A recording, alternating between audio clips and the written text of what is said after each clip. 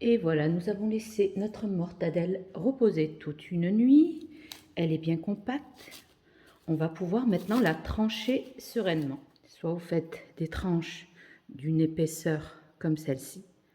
Regardez les morceaux de viande de haut de cuisse qui se marient très bien avec le blanc haché et le vert de la pistache. Eh bien, si la recette vous dit, suivez-moi, c'est par ici. Comme d'habitude, je vous mettrai toute la recette sous la barre d'infos. Donc, allons-y, on y va. Nous allons commencer par découper 2 hauts de cuisse. Alors ici, j'ai 2 hauts de cuisse. C'est, vous savez, vous avez la cuisse de poulet, vous enlevez le pilon et vous avez le haut de cuisse. Donc vous allez en prendre 2. Donc ici, moi, je vais retirer la peau. On n'aura pas besoin de peau parce que nous allons faire 2 sortes de viande dans notre mortadelle maison. Enlever un peu le gras.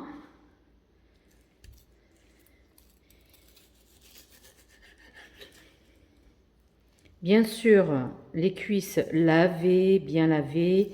Je ne vais pas vous apprendre comment laver le poulet. Donc, c'est laver, enlever les impuretés et tout.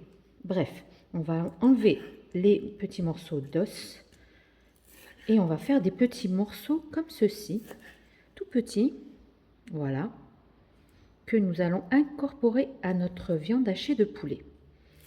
On va essayer un peu d'enlever aussi là les gras qui se trouvent entre la viande.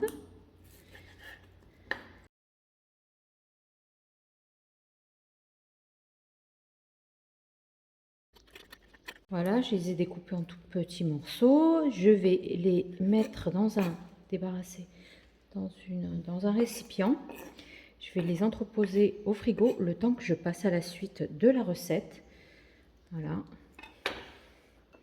Donc ça, je vais le mettre au frigo. Maintenant, nous allons passer au haché. Alors ici, nous avons 3 gros escalopes de poulet. Ça équivaut à 800 g d'escalopes de poulet que j'ai coupé grossièrement. Nous allons le hacher. Là, je l'ai sorti du frigo. Il faut qu'il soit bien froid. Pas du congélateur, mais du frigo. Et ici, j'ai des glaçons. Pourquoi les glaçons? Pour que ça va m'éviter quand je vais mixer, parce qu'il faut bien qu'on mixe la viande, qu'elle ne cuit, que c'est pas bon quoi. Donc je vais mettre entre temps de la glace. Je vais utiliser mon Thermomix, vous prenez n'importe quel robot, moulinex que vous avez chez vous. Nous allons hacher notre viande, donc moi je vais dans fonction hacher, je vais viande et volaille. Je vais prendre volaille, je vais d'abord peser pour voir. Je vais faire 500, mais bon, là comme j'ai 850, 860. Du coup, c'est pas grave, je vais le mixer en plusieurs fois. Donc, dans un premier temps, bon, je vais prendre le plus gros poids. Je vais mixer. En fait, je vais faire ça 4 à 5 fois. D'abord, on va faire 2 fois et après, on verra par la suite. Là, il y a le premier. J'ai mixé la première fois. Voilà, ça m'a donné un haché comme ça grossièrement. Je vais encore remixer une deuxième fois. Donc je vais racler les parois du bol. Et c'est là, cette fois-ci, une deuxième fois. Je reviens, je reprends, je valide. On y va.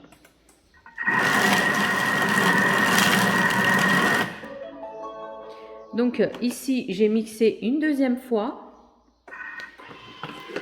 Pareil. Une deuxième fois, vous voyez comme ceci. Maintenant, nous allons passer aux choses sérieuses. On va encore remixer. Donc, on va faire comme ceci. Je vais sortir de l'application. Je sors d'ici. Et là, maintenant, je vais rajouter, moi, mes glaçons. Ici, j'ai des bâtonnets. Ça équivaut à un gros glaçon. Je vais en mettre... je vais casser. Voilà. Je vais mettre 2 bâtonnets dans un premier temps. Pour pas que ma viande puisse monter en température. Donc, je vais encore mixer ici. Je vais faire 20 secondes. et je vais faire vitesse 7. Voilà. Vous voyez que la viande commence à bien mixer, mais je vais encore remixer. Là, ça va être la 4e fois que je mixe. Je rajoute tout en mélangeant. Alors, il est bien, je précise qu'il faut, quand vous découpez vos blancs de poulet, enlever les nervures, enlever les filaments, enlever tous les, enfin le côté gras, les petits ossements, vous savez, le petit cartilage qui se trouve au milieu de la poitrine de poulet. Donc enlevez tout ça pour vous faciliter après le mixage, parce que même si vous ramenez, vous allez me dire, est-ce qu'on peut faire avec de la viande hachée de poulet? Oui, vous pouvez, ça va vous faciliter encore plus, mais il faudra encore plus mixer. Donc voilà, moi comme j'ai du blanc de poulet, je le fais mixer. Mais si vous avez l'occasion d'acheter de la viande de poulet hachée, ben, faites ça. Vous allez sauter au moins les deux premières étapes et vous continuez à mixer tout en rajoutant les glaçons. Là, on en a mis 4, donc on va encore rajouter. Là, je vais rajouter le dernier. Je rajoute l'eau froide.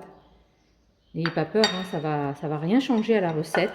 C'est juste pour que la viande hachée ne cuit pas. Donc moi, ce qui est bien, c'est que j'ai le thermomètre intégré dans mon Thermomix.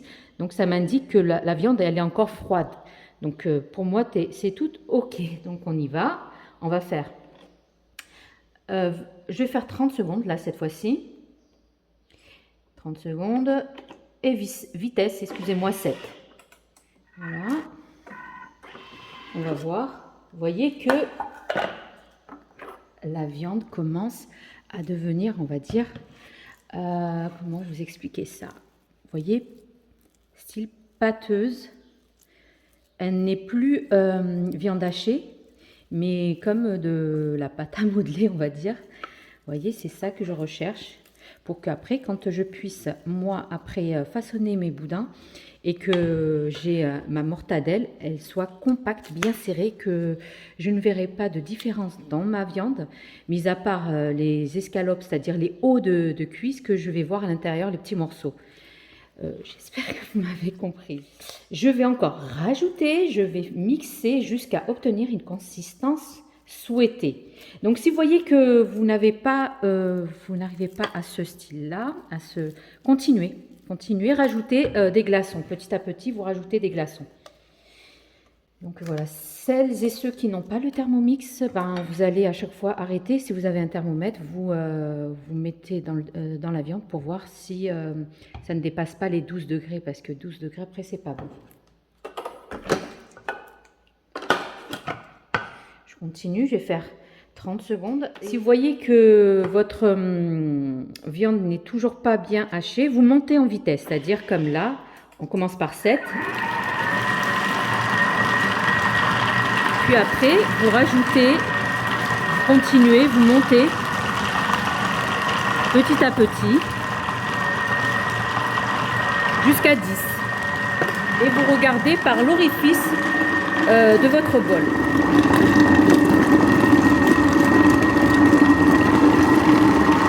Voilà.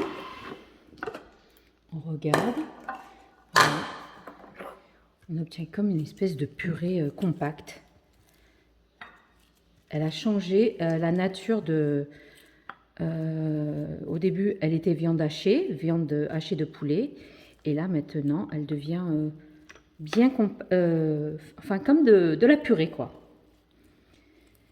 D'où l'importance d'enlever les filaments. Si vous voyez qu'il y a des petits filaments, moi, j'ai passé presque 10 minutes à enlever les filaments du blanc de poulet. Si vous voyez qu'il en reste qui est attaché au fond de votre couteau, vous les retirez, hein, c'est facile. Donc moi, je vais rajouter, je vais continuer à mixer jusqu'à obtenir la consistance souhaitée. Donc ça, c'est un des secrets pour avoir une bonne mortadelle maison. Donc on continue, on va faire 30 secondes. Faites 30 secondes par 30 secondes. Hein. Ne faites pas une minute, même si le Thermomix est puissant, allez-y petit à petit. Donc vous voyez que là c'est froid parce que j'ai mis de la glace. Donc ça a permis à la viande de rester bien froide. Je continue. Je vais faire 7. Puis après, je continue à monter si je vois que ma viande, mon hélice ne tourne pas. Je pense que pour moi, c'est tout bon. Voilà. C'est bon. Nous allons maintenant passer à la suite de la recette. Dans un saladier, je vais débarrasser mon haché de viande, enfin ma purée de viande carrément. Regardez comment elle est devenue.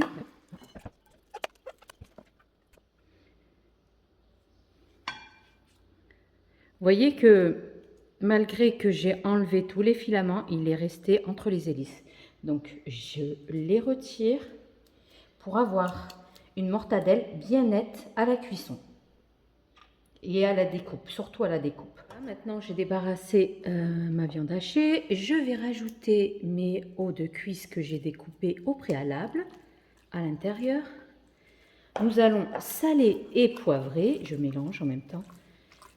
Alors, on va mettre du sel et du poivre. Alors, le sel et le poivre en fonction des goûts de chacun. Mais je vais mettre, moi, une cuillère à café de sel. Puis après, on va dire, voilà, une demi-cuillère à café, même pas, hein, un quart de cuillère à café de poivre. Ici, j'ai une cuillère à café d'ail séché. Hein. Donc, voilà, bombé.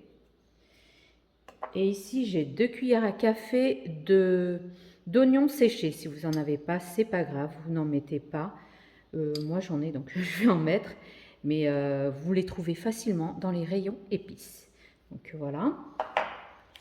Je mélange bien le tout.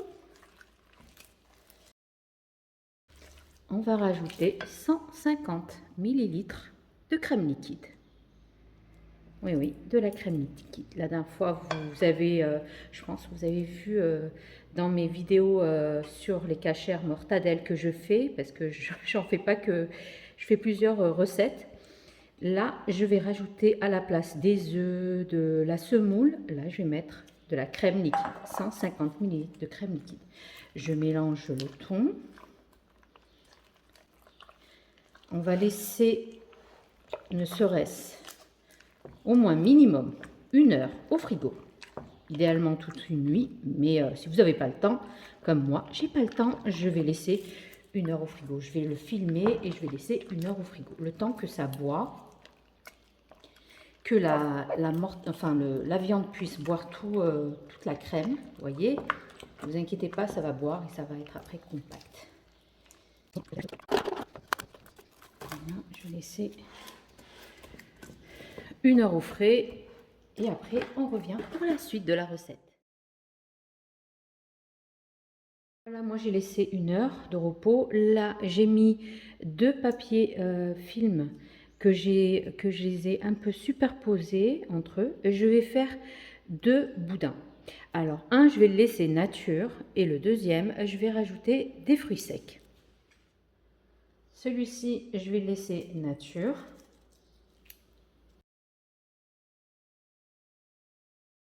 Donc on va bien rouler, rouler, rouler, rouler, rouler. Puis après on prend les extrémités et on roule comme ça. Sur le plan de travail, tout en roulant, on essaie de bien... Si on voit à l'extérieur qu'il y a des fissures, comment on appelle ça, des trous, on essaie de bien adhérer. Donc on fait ça. De côté. Celui-ci, je vais mettre 3 cuillères à café de pistache non salée. Donc c'est à vous de voir. C'est optionnel. Si vous aimez la pistache ou tout autre fruit, ben mettez-en. Sinon, vous pouvez laisser nature telle quelle. Donc moi, je vais rajouter ces 3 cuillères à café de pistache que je vais mélanger.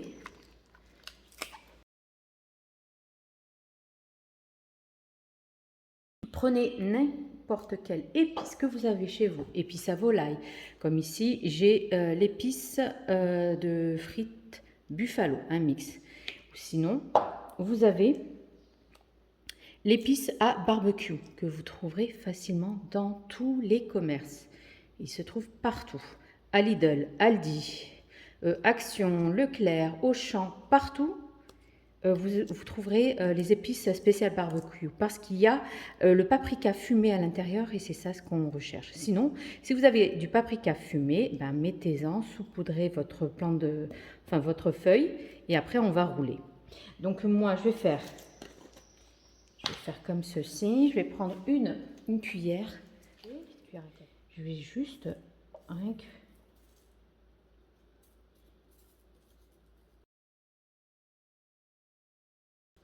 on essaie de bien égaliser le pourtour. Je vais prendre un peu comme ceci. Des graines de poivre, les 3 baies, ce que vous avez. D'ailleurs, je crois que je vais en mettre, moi aussi, j'en ai. Donc voilà, je vais mettre par-dessus comme ceci. Et on va faire ça. Et je vais faire de l'autre côté aussi. Voilà, on rabat le tout, comme ça. Comme ceci. Je vais rajouter un peu d'épices à frites spécial buffalo. Je vais bien rassembler le tout. Voilà. Et on va tourner comme ceci. Je vais rajouter encore une autre feuille de papier sulfurisé. Parce que là, mon boudin est bien plus gros que l'autre, que le précédent. C'est pas grave. Voilà. Et je vais bien serrer, serrer, serrer, serrer. Serrer bien. Tout en roulant, il faut bien serrer. Voilà. Et cette fois-ci, je vais rajouter du papier. Bon, alors on va fermer les extrémités, hein, bien sûr. Fermez bien les extrémités. Faut pas que ça éclate à la cuisson. Alors, vous avez plusieurs options de cuisson. Soit vous les faites cuire à la vapeur, comme dans mes précédentes vidéos spéciales cachères. Soit vous le mettez dans le four, au bain-marie dans le four. Soit vous les faites cuire dans l'eau bouillante. À vous de voir comment vous préférez la cuisson. Donc moi, je vais les faire cuire dans la cuisson à la vapeur. Je vais faire cuire dans la couscoussière. Faire bouillir de l'eau. On se retrouve de suite. Donc voilà, j'ai fait bouillir de l'eau dans une couscoussière. Comme je vous ai dit, c'est à vous de voir comment vous voulez faire cuire vos mortadelles. Moi, je les fais cuire des fois au four, au bain-marie, des fois au courbouillon, c'est-à-dire je fais un grand récipient et je mets à l'intérieur dans l'eau. Sinon, là, je vais la faire à la couscoussière. Donc, je fais préchauffer ma couscoussière. Je vais déposer mes mortadelles à l'intérieur. Je vais couvrir. Et je vais compter à peu près 45. Au bout de 45 minutes, je vais venir, je vais voir, je vais toucher. Si la viande est dure, c'est-à-dire que le kasher est dur, c'est que la viande est cuite. Sinon, vous continuez, vous poursuivez la cuisson, vous rajoutez 10 minutes. Donc voilà, au bout de 45 minutes, je reviendrai pour voir si c'est OK. À dans 45 minutes alors. Alors, nous allons vérifier 45 minutes plus tard. On va voir. On va prendre juste comme ça, vous appuyez comme ça, vous enfoncez pas le couteau bien sûr, juste comme ça, vous appuyez, vous voyez que c'est dur. Ouais, c'est bon, c'est OK pour moi. Donc j'éteins le feu, je vais débarrasser, je vais le laisser complètement refroidir sur une planche. Donc là je vais la débarrasser. Alors munissez-vous d'un gant, d'une pince, bref, pour vous débarrasser, pour enlever votre mortadelle tout doucement. Faites attention. Voilà, attention, c'est extrêmement brûlant. Donc faites attention. Si vous voyez qu'il y a de l'eau à l'intérieur de votre du plastique du sac, quoi. Donc vous allez percer tout doucement, vous laissez dans la couscoussière, vous percez et vous laissez l'eau s'en échapper. Puis après, vous débarrassez sur une planche. On va laisser comme ça, laisser à l'air à température ambiante jusqu'à total refroidissement. Puis après, je vais retirer le papier film, le papier sulfurisé, puis après, on verra par la suite. Donc, je ne touche pas, c'est très fragile parce que voilà, quand c'est chaud, ça peut s'effriter, ça peut. Donc, on va laisser complètement refroidir et on se dit, eh bien, d'ici 1 heure, on verra. Allez, maintenant, je les ai laissés refroidir une demi-heure. J'ai enlevé leur papier sulfurisé. Là, je les ai entreposés dans une plaque munie de papier cuisson. Je vais faire une deuxième cuisson, mais juste pour faire dorer le pourtour de mes mortadelles. Je vais mettre par-dessus de la sauce barbecue. C'est optionnel, vous pouvez laisser tel quel. Moi, je vais donner un petit goût fumé. Donc, je vais prendre à l'aide d'un pinceau, je vais badigeonner le tout, comme ceci.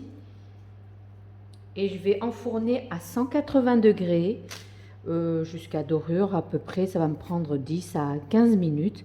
Mais comme je dis souvent, surveillez votre four.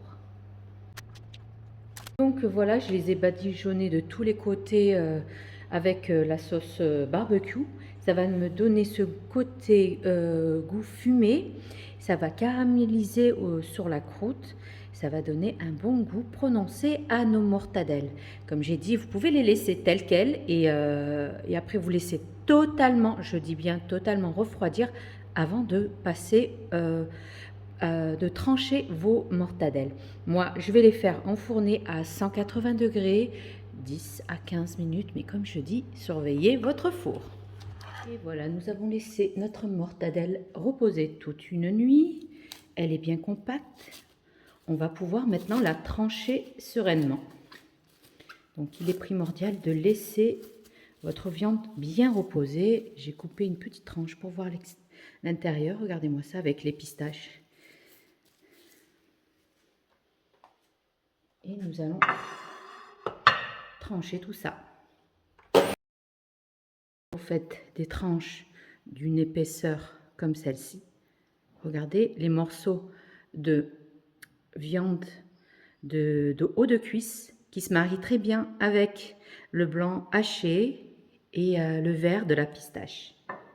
Un véritable délice. Là, je vais l'affiner pour faire des tranches encore plus fines. Et encore plus fin, comme ceci. Si vous voulez présenter sur un plateau, plateau charcuterie ou si vous voulez faire des sandwichs, vous allez épaissir un peu plus de on va dire de 5 mm pour faire des sandwichs maison. Vraiment un véritable délice. Donc, je vais couper maintenant l'autre qui est simple. Donc, pour ceux qui n'aiment pas la pistache, donc je vais faire comme ceci. Voyez, ça vous fait comme, vous savez, la mortadelle goût rôti. Vraiment, ça a le goût du rôti. Un pur délice.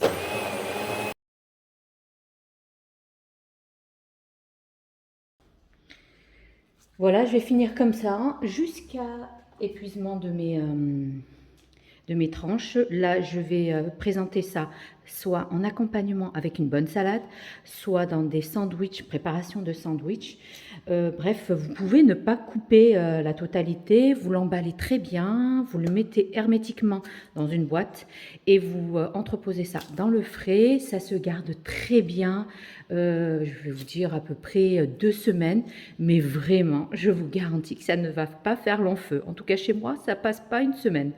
Tellement c'est délicieux.